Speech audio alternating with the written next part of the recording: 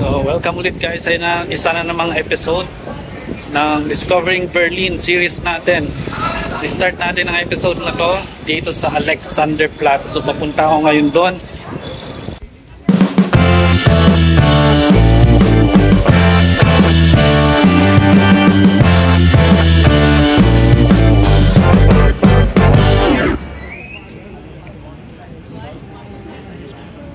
Ang Alexanderplatz ay isa sa pinaka-busy na area o isa sa pinaka-busy na part ng Berlin kasi andito karamihan ng bilihan. So dito yung mga shopping center, at sabi din ng mga katrabaho ko dati, dito sila nagtatagpuan ng mga bata sila. Tingnan natin kung anong meron sa Alexanderplatz. Ang Berlin Tower sa likod ko. Galing. Oh, that's Alexanderplatz. Yan na nga guys, tingnan natin. Stalls, tourists, construction, kung ano-ano pa. Busy, sobra. Merong S-Bahn o Straßenbahn na dumadaan. May carousel dito. Dito may mga store, mga tiyangge. Doon sa banda doon mga kainan. May Starbucks, gaming zone.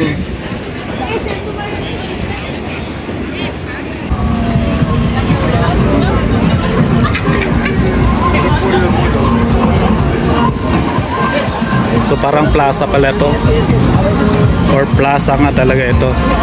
Dami pwedeng mabilhan ng pagkain, inumin, may activities.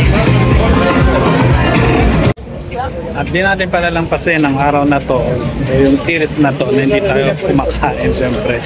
So bibili tayo dito ng chicken steak im Brot. Yun na lang bilhin natin. Let's go. Guten Tag, einmal Chicken Steak in Brötchen, bitte.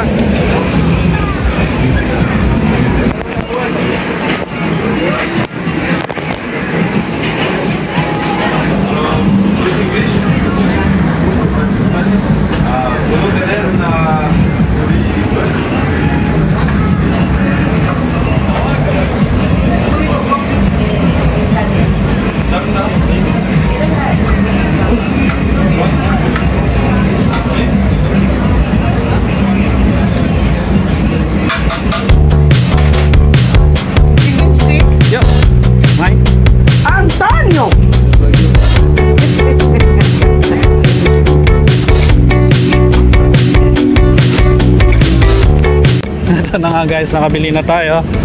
Chicken steak in Brötchen. Hanap tayo ng upuan. Let's go.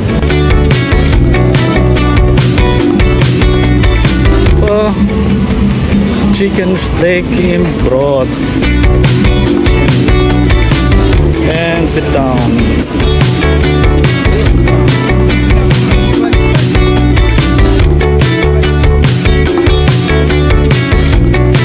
Approve.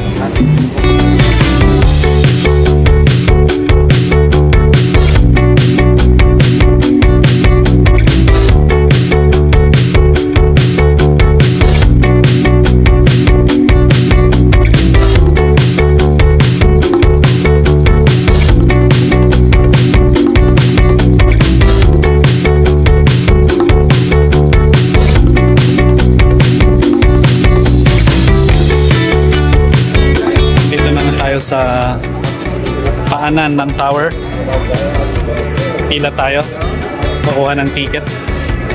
Medyo mahaba pa pila, so wait lang natin. Patapos nga na makapasok na tayo. Alright guys, nandito na tayo sa taas ng observation deck ng TV tower or fancy dome. Taas, nakakalula, grabe. May bago pa rin ako. Parang gumagalaw, ewan ko kung gumagalaw o nasa isip ko lang yun. So, ipakita ko sa inyo yung view para makita ninyo.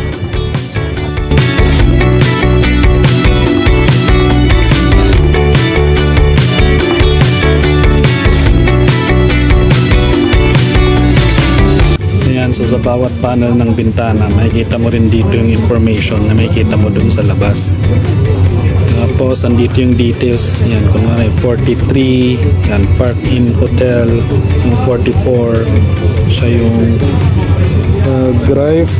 Greifswalder Straße. Yan, yan. Kasi ito yung panel ng bintana na matatanaw mo. Same din sa picture. Tapos may information. Ang makikita ninyo, ito yung shadow ng TV tower or ano ba. Ang dami kasing pangalan eh. Basta yun na yun. TV tower or Fernsehturm sabi nila. Fernsehturm.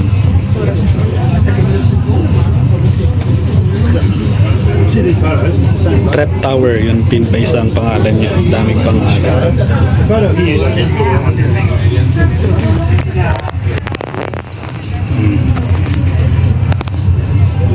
Kitang-kita yung shadow.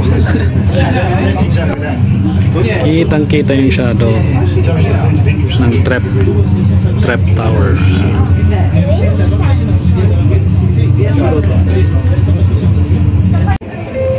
Itong sign na to guys, ito yung pinasyalan natin kanina. So dito na yung mga museums. Ito natin. So ito na yung museum. Berliner Dome. Tapos doon sa banda doon, yun naman yung Brandenburger Tor.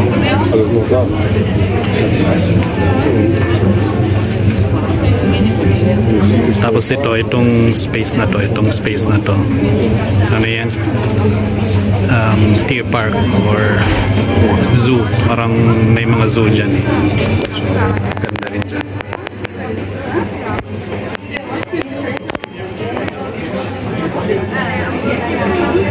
At dito nga sa loob, meron ding bar.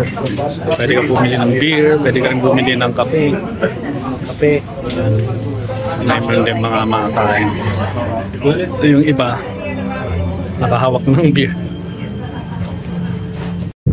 Ayun na nga, tapos lang natin doon sa Fernsehturm o ano ba, Trap House o basta Tower ng Berlin.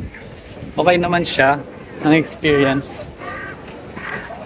Nakakalula lang kasi sobrang taas. Tapos pagtingin mo sa baba, ang lilit ng mga tao. Pero kung nandito kayo, kung pupunta kayo ng Berlin, try ninyo. Maganda naman siya. 27 euros ang entrance. Okay na rin, experience once in a lifetime. Good.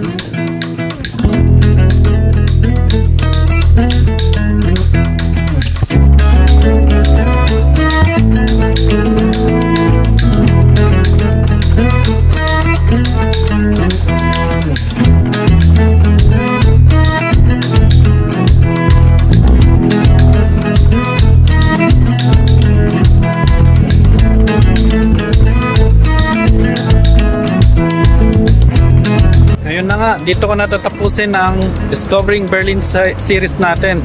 Maraming salamat sa panonood at pagsama sa akin dito sa Berlin. Sana ay nagustuhan ninyo at kung meron kayong nagustuhan doon, comment niyo kung anong episode, anong lugar o anong klaseng activity ang nagustuhan ninyo. So guys, kita-kita ulit next time. Don't forget, God is good all the time. Bye!